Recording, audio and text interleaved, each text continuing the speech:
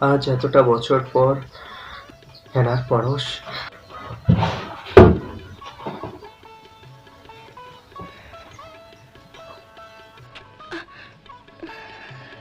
হেনা, বকুল,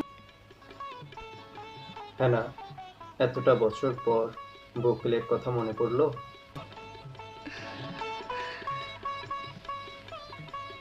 এতটা বছর পর যদি তোমাকে মনে পড়ে থাকে, তবু তো মনে করেছি। তুমি তো তাও করনি। হেনা, এই শহরে আসার পর প্রতিদিন, প্রতি ঘন্টায়, প্রতিটি মুহূর্তে আমি তোমাকে মনে করেছি। আর প্রতিদিন একটি করে চিঠি লিখেছি।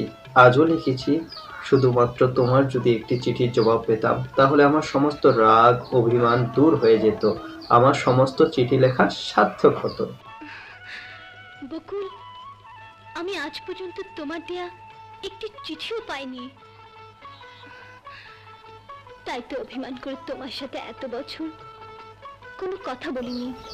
হেনা, তোমার এই মিথ্যে অভিমান এতটা বছর আমার হৃদয়টাকে জ্বালিয়ে পুড়িয়ে অঙ্গার করে দিয়েছে।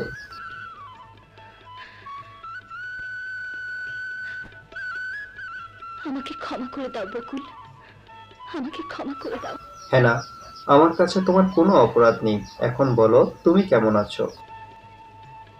তোমাকে একটিবার দেখার জন্য আমার অন্তরটা জ্বলে পুড়ে ছারখার হয়ে যাচ্ছে। বেশ, আমি কালই আমার একটি ছবি তোমার জন্য পাঠিয়ে দিব। তাহলে এই ছবিটা তুমি আমার ঠিকানায় পাঠাও। কিন্তু তুমি আসবে কবে? 1 মাস পর আমার পরীক্ষা শেষ হলে চলে আসবো।